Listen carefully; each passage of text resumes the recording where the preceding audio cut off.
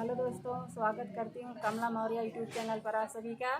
हम सब एक विदाई गीत लेके आई हूँ, कैसा लगेगा कमेंट में जरूर बताना। घरे घरे बिरली नाउनिया